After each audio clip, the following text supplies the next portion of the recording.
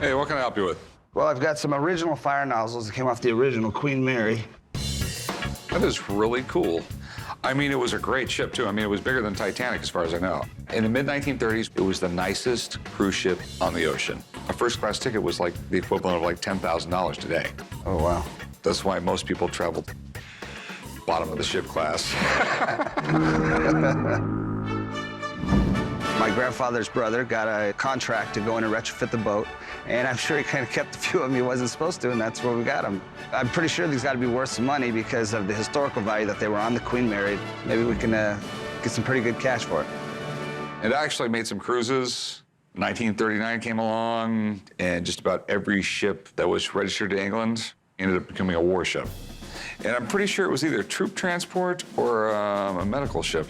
Both, actually. They painted it gray and called it the Gray Ghost. Yeah, the reason they painted it gray was because back in World War II, the technology really wasn't there. And mostly how you spotted a ship was from a plane. And it was a lot harder to see a gray ship as opposed to one that was painted white with big giant red stripes and said, "I'm here, bomb me."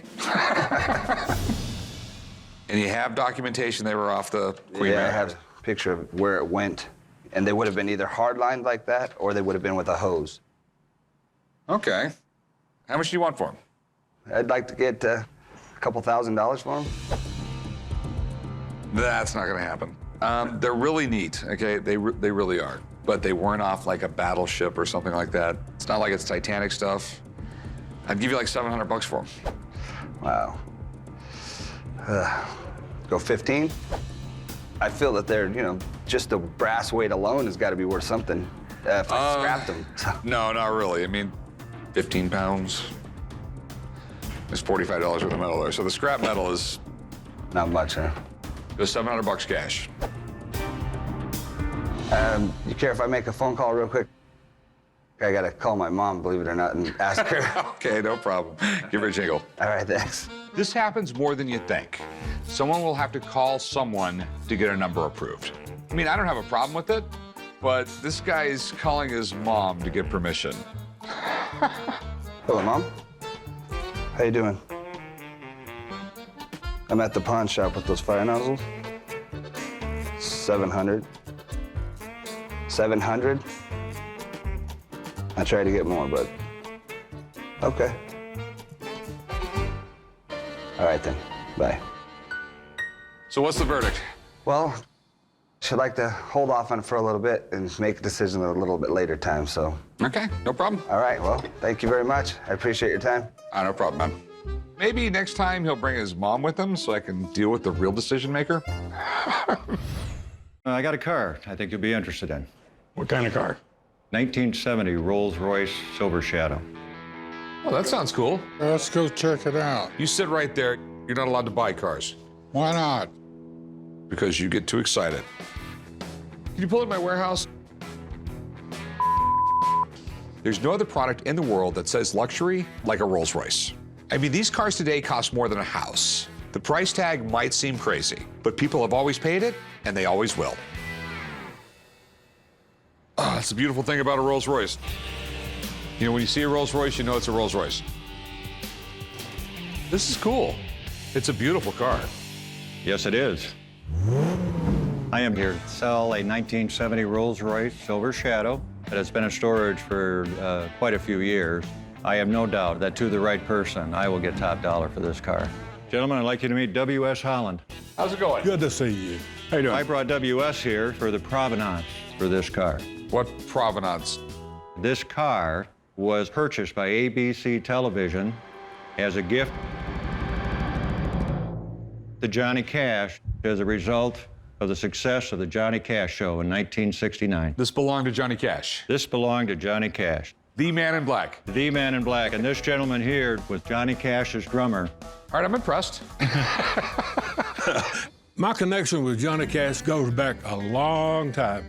In 1960, he called me to go with him just for 2 weeks, and it lasted almost 40 years. So how often did Johnny Cash get driven around in this thing? John actually used this car mostly if he was in town doing a TV show or a recording session. I guess maybe when he wanted to show off a little bit. Did you ever drive this with Johnny? I was one of the only people he trusted to drive it home. That's pretty damn cool. It's amazing. Now, this is kind of a funny story. The back window over there came down. It was cold. So we stopped at a service place, managed to get a piece of cardboard and some tape, taped it in that window, came down in a brand new Rolls Royce with a cardboard window in it. I was the only person that stayed the whole time with him. You must have seen some stuff. He walked the line. And what's the dollar figure you're looking for? $350,000. Ooh. You could buy a new one for that. But it wouldn't be Johnny Cash's car. I happen to believe that I've got the premier collectible of Johnny Cash in the world. Let me call up a buddy of mine. He deals in like celebrity cars and stuff like this. Let me get him down here. Who knows what you could get? No problem. I don't doubt that this is Johnny Cash's Rolls Royce. But when someone walks through the door asking this kind of money, I'd be stupid not to get a second opinion. Especially since it belonged to the man in black.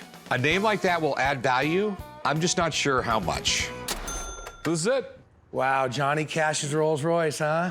Doesn't get much cooler than that. Yeah, this is nice. The Rolls Royce always represented the higher echelon, even back, in the 20s, the 70s, and even today. I think the same type of guy drives a Rolls Royce. Can we pop the bonnet? Absolutely. I love saying that, Yeah. don't you? Wow. I mean, the first thing I can tell is this motor's never been out of this car. Definitely looks like a Survivor under here. It's in amazing condition for its age. Wow, all original leather. This was top of the line stuff. It's remarkable. Is there a way we can drive it to see how it runs and performs and all that? Sure. Carefully. I'm driving. All right, shotgun. I love Johnny Cash, and to be driving his Rolls Royce is pretty amazing.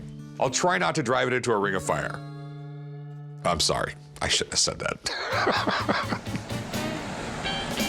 I gotta admit, I mean, this thing really drives well for a 1970 car. 31,000 original miles. All right, well, you guys have fun talking about the whole car thing. I got things to do, all Rockstar. right? All right. All right. Put the damn window down. Put Yeah. I am I not can't driving hear around you. this way.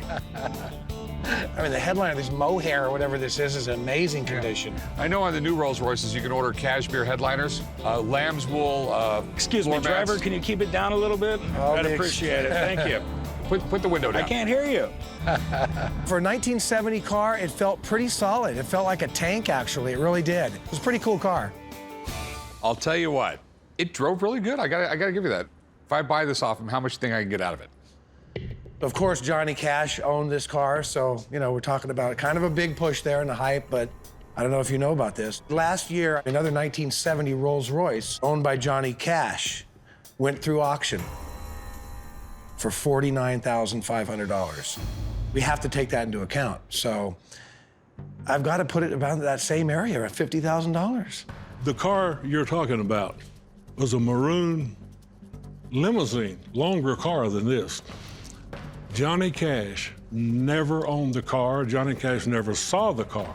Hey, well, the fact is that the people, if it was in an auction and everyone at the auction believed it was Johnny Cash's, Yeah. that's what a Johnny Cash car would be worth. Sure. Okay. Thanks, Steve. Hey, my pleasure. Okay. And it was a pleasure meeting you. Hey, my It really pleasure. was. Thank you, Thank you, Steve. gentlemen, very much. Well, that's disappointing. I mean, when you said 350, I had my doubts. That's why I called him in here. Someone who is going to purchase this car is going to be a high-end collector. Tell me, what's your bottom dollar on the car? Oh, Because if you say 50,000, I'll buy it. well, no, that's not going to happen. I don't think I could take less than $200,000 for this car. We're obviously not going to make a deal, but it's been a pleasure. It has been a pleasure. And it's been an honor, sir. Been An my absolute honor. pleasure, my honor. We are probably going to take it to auction where a collector of Johnny Cash will pay a fair price for this car. Oh, it's you again. Trying to sell me something else, huh? What you got there? I got some World War II stuff here from my dad. This is a survival kit. First aid kits in the Second World War. And they had candy bars, they had speed, morphine. So I guess if you were shot down and hurt really bad, you could take some morphine and have some fresh breath.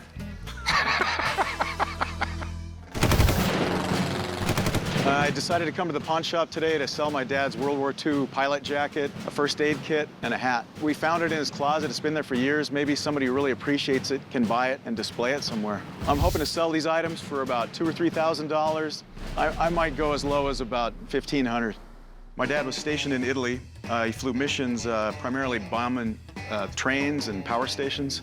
This is the jacket that he wore while he flew. It's got the airplane he flew, the P-38 right here. Okay. The P-38 Lightning was a World War II fighter plane that was really unique because it had twin engines. It was so cool looking that the 1948 Cadillac had its tail fins modeled after it.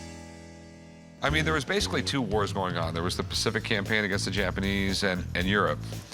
Italy was bad. I mean, we first went to invade Italy. The Germans were dug in. They had good weapons. You know, they could dial the guns into 10,000 feet. Right. And all they had to do was blow up a few hundred feet from you. It would take a plane down. Remember, these things were like micro-thin aluminum all around them. He was lucky enough not to get hit. Neither did any of his friends. He was just a kid. He even said if he was any older, he probably would have been too smart to be flying over there because he was 19 or 20 years old. They thought they were invincible, and he actually had a good time over there. The jacket intrigues me, though. Some of these can be worth a lot of money. Do you know how many runs he made? I really don't, but he was there, I think, 2 years. The hat I don't think is worth a lot of money, to tell you the truth. A little moth-eaten, too. And We could open that if you want. no, I don't want to open it. I don't think any of this stuff is really good anymore, besides maybe the matches. The only questions I have is I know this insignia right here is from Italy, okay? Okay. The thing that really weirds me out here, though, and I'm pretty sure the P-38 Lightning was Pacific Theater only. Now, I know he was in Italy because he had relatives over there. He went and saw him. I just want someone to check this out, make sure it's actually not something that the ground forces wore or something like that. It's an actual flight jacket. I want to find out about the first aid kit because I've never had one. The hat, we might as well have him check it out while he's here. Okay. All right? Good. If these items were used by a fighter pilot during World War II, there's no question. I want them. But I've never heard of a P-38 being used in Italy, and that concerns me, so I have to have them checked out. Hey, Paul, how's it going? Hey, Rick, how you been? I'm doing great. I'm Paul Milbury of Military Historical Arms and Antiques. I'm an expert in all types of military stuff, dating from World War II back to about 1776. And Rick, what's your concerns or questions about the jacket?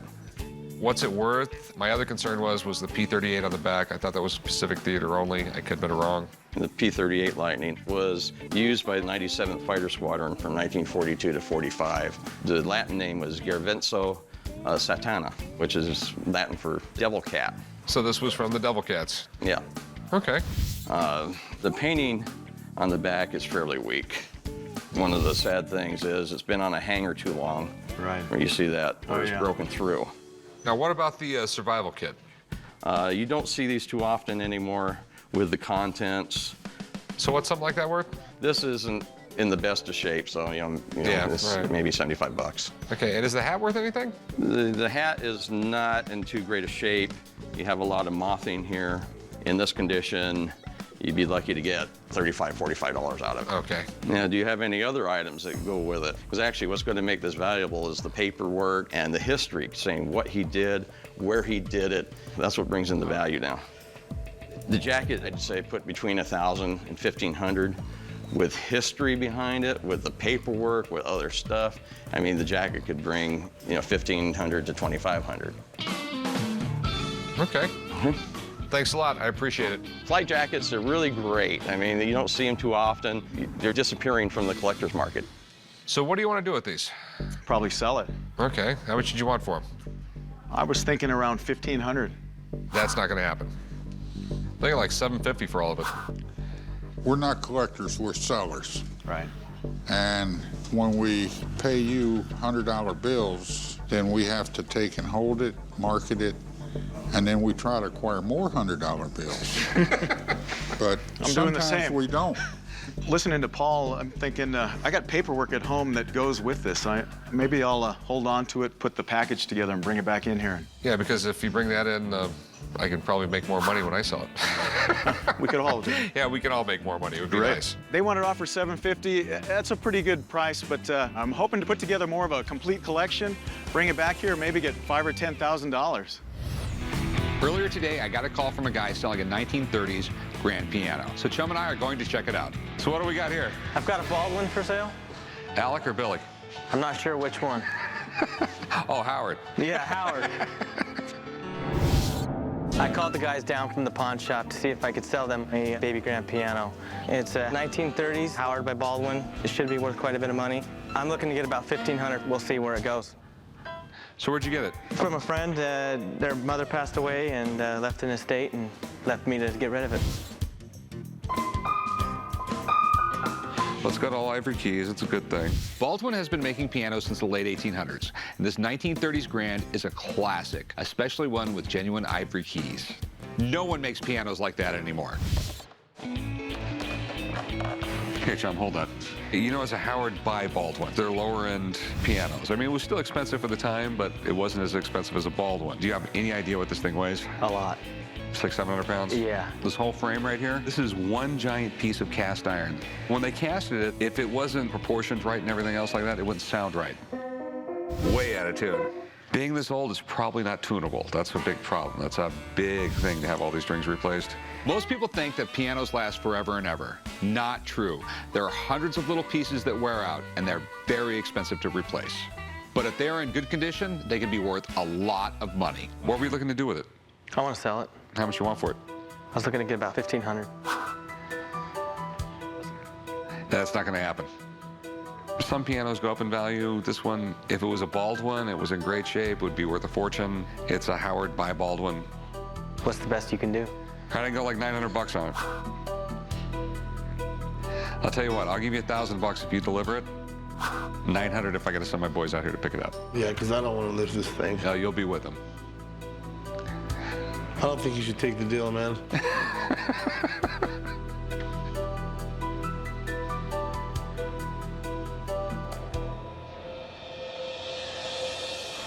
Well, he's got a piano. All right, deal. I'll have my boys come by Monday to pick it up. All right, great, thank you. Damn it. You sure, dude? I don't know exactly how much this piano weighs, but it's a lot. At least I don't have to move it. We'll leave it up to him and his guys. Oh, what do we got here? I got a couple of Scottish blades here. They were handed down from me from my dad, which was handed down to him from his father. So basically my grandfather. Okay.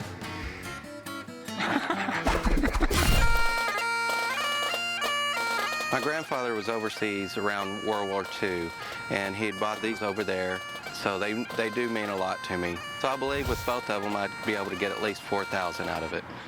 So do you know anything about these? Yes, I've done some research on these online, and found this one's called the Dirk, and this is the Dagger. Okay. And they're around the 18th century. So what would you like to do with these? Well, I'd like to sell them. Do you know how much you want for them? With the set, $4,000. Yeah, that's not going to happen. First off, I can tell you right off, this is a reproduction. Really? Yeah. This is not silver. This is really poorly sandcasted all along here. How can you tell it's not silver? Because it looks nothing like silver. Look at this. This is silver. Silver is the most reflective metal there is. You can see the difference in color in them. When silver oxidizes, it turns black. This one's already turning green. Right. Okay. This is photo etching along here. It's not done by hand or anything like that. Photo etching is a chemical process. They put a photo negative above the blade. They put some chemicals on the blade. They blast some light on it. The acid reacts with the light and zap, it's there. And it's not as detailed and it doesn't look as good. My guess is your grandpa didn't get this in Scotland. He probably picked this up a lot later, maybe the 70s or the 80s. I wouldn't think my grandfather would pick up something that wasn't authentic. Well, this one I'm confident is not worth anything. That really sucks. I can see the guy's pretty disappointed. One of the toughest parts of my job is telling people that their prized family possession is fake. This, on the other hand, looks real. I really like this. I mean, I love the handle. That's a lot of work right there. It's definitely silver. Someone went to trouble of putting a topaz on the bottom of it, but it looks like it's a modern cut stone. It's got some hallmarks on the back of it.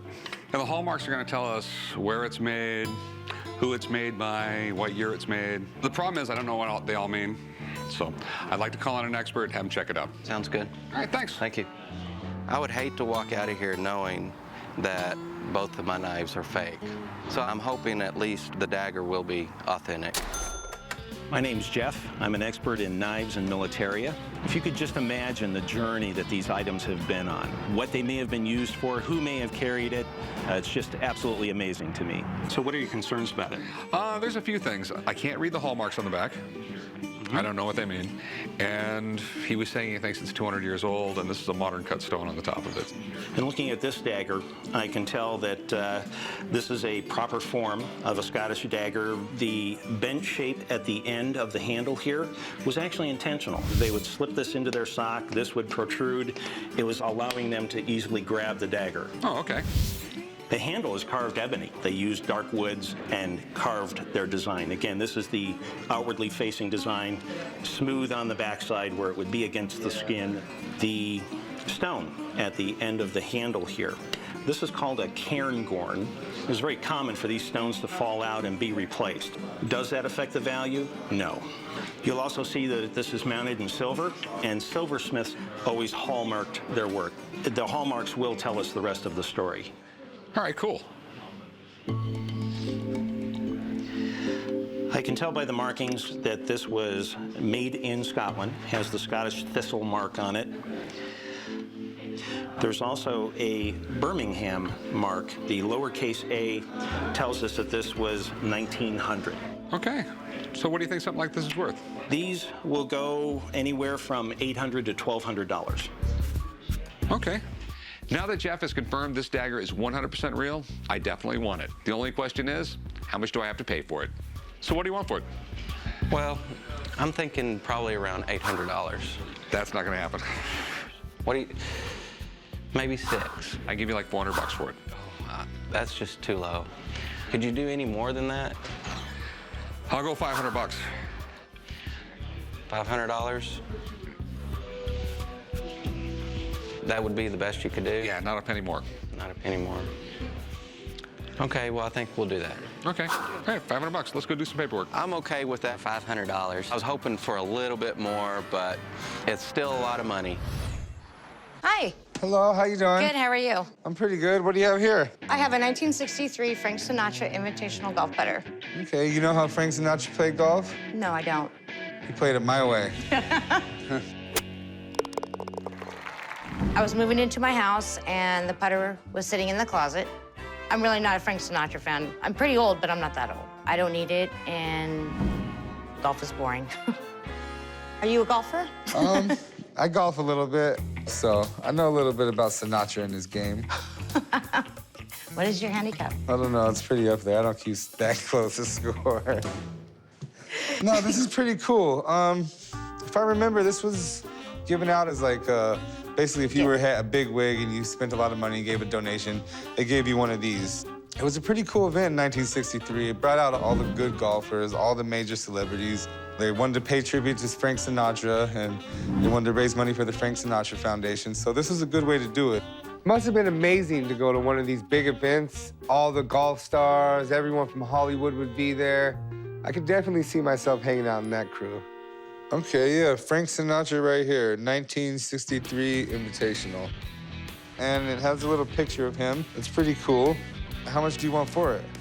I want $20,000. 20,000, Yeah. wow.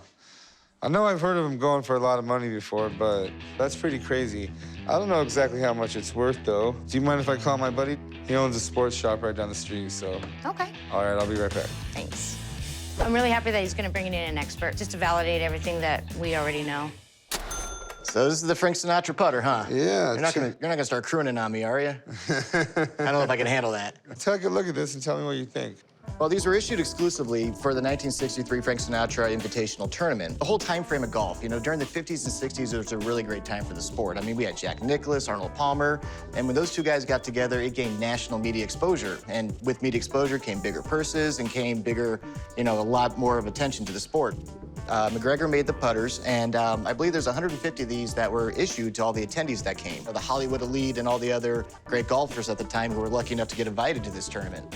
Dude, I wonder if Arnold Palmer was there. This could be his freaking putter. You very well could be. I mean, it was a very short list of the who's who of celebrities of golf and Hollywood. So, I mean, it could have been like Sammy Davis Jr., Jack Nicklaus. I mean, these were issued to the exclusive who's who's. 1963 Frank Sinatra Invitational Tournament was actually a PGA-sanctioned tournament.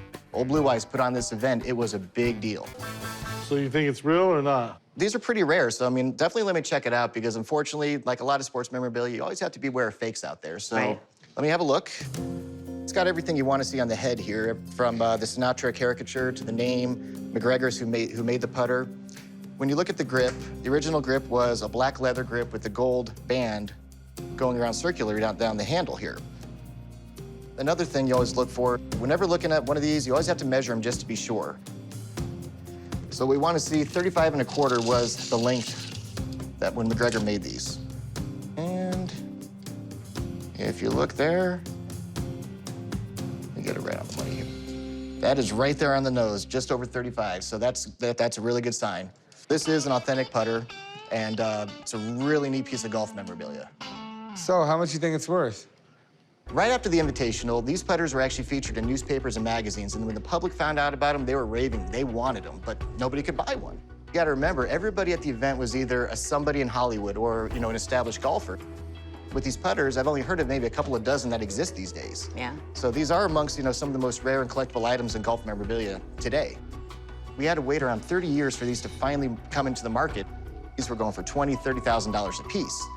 Then comes the late 90s, the internet, and the fact that as time goes on, we have less and less Sinatra fans out there. We've seen the prices steadily decline over the years.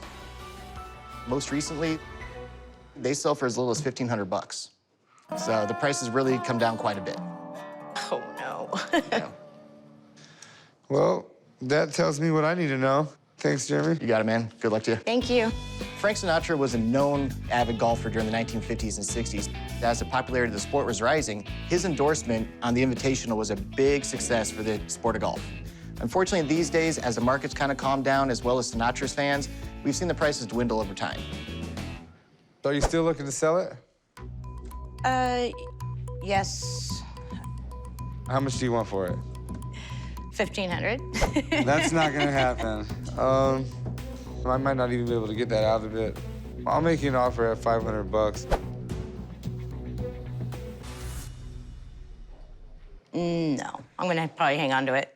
Okay, all right, thank you. Thank you. Thanks. I was shocked, really shocked.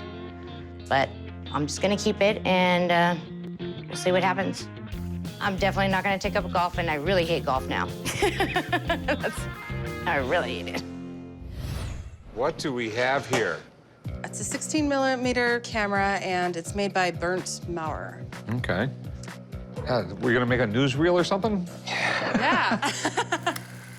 I came to the pawn shop today to sell my 16mm camera. I found it in the attic of an old theater. I'm having a baby, and I want to sell it because I need lots of baby gear. I would like to get $2,000 for the camera, but I maybe will take a little bit lower. This is really uber cool. Do you know anything about it? I do know it's a Bernd Maurer camera. Okay. And the lens, you know, it's Bell & Howell. They were really big on lenses back then. Uh-huh. Rarely back then did the camera maker make the lenses.